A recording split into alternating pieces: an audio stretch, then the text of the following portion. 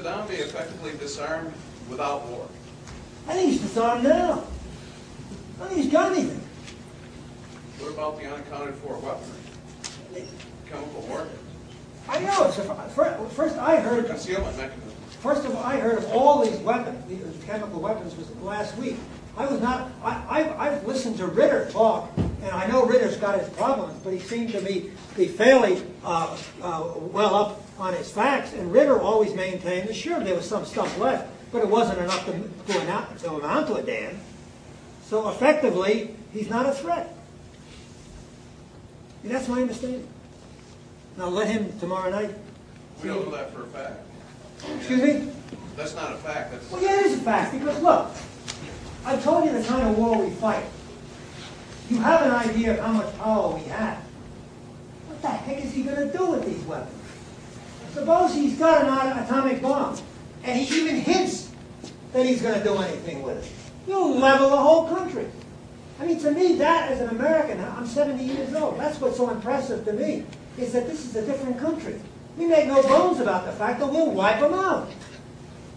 So what purpose would he possibly have if he's got the weapons and using them? You tell me. But he continues to develop some type of capability.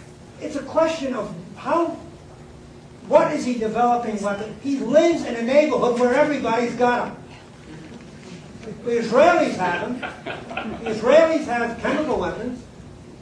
The Israelis have biological weapons. Now, I don't know, but I assume the Syrians are also trying to get them. I'm sure the Egyptians are. I think you always have to put this thing into context. Is he trying to develop weapons so he can defend himself against the Iranians who hate him, against the Syrians who also don't like him, against all his neighbors, or is he trying to, or is he, as the president is presenting, a megalomaniac? I don't think he is.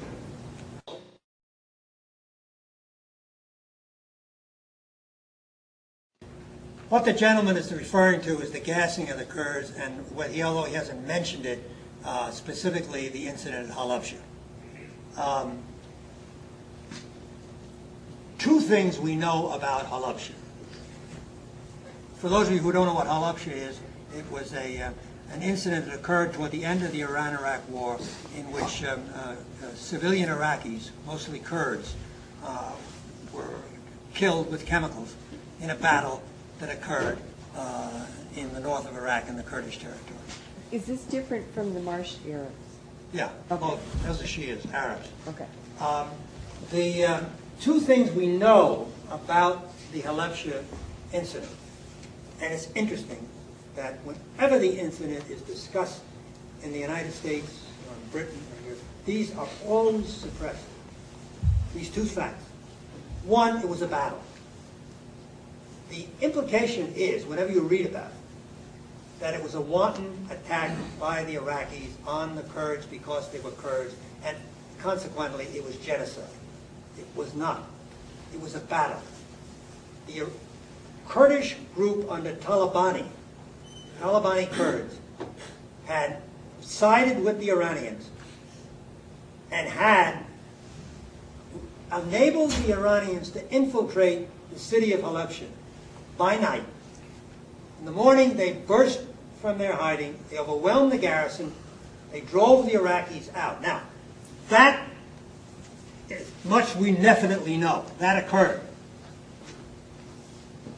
The DIA, the Defense Intelligence Agency here in the United States, did a study of what went on in that battle immediately after the battle occurred. And they concluded, on the basis of the condition of the bodies, that the Kurds were killed with a certain type of gas which the Iraqis did not have, but the Iranians did have. And therefore, they said that it was the Iranians that killed them. Now, that also is never mentioned whenever Halabja is discussed. I'm not taking a brief for the DIA. It's entirely possible the DIA cooked its analysis, that it's a phony study. But the point is the study exists. The United States government backed it at the time, and as a consequence, we never made much of the whole incident at Halabja until after the war. After the war, Alepsha, the whole thing was retold. The whole story was retold. It became a genocidal attack.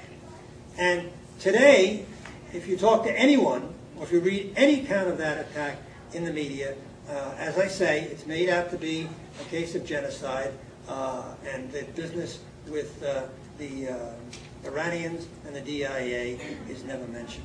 Because I was an intelligence officer at the time, because I worked with the DIA analysts that put that study together, and because they assured me that they were correct, I went along with them at the time, and I still go along with them.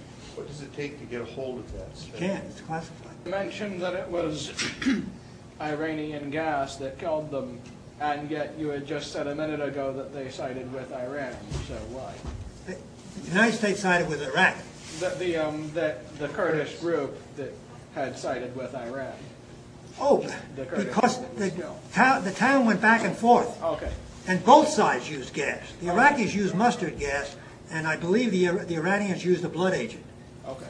So that was the basis, the determination. So more or less they were killed in the crossfire. You can't exonerate the Iraqis because they were using gas too. Okay. The only thing you can say is that this was a tragedy of war. Okay. It was not a deliberate case of genocide.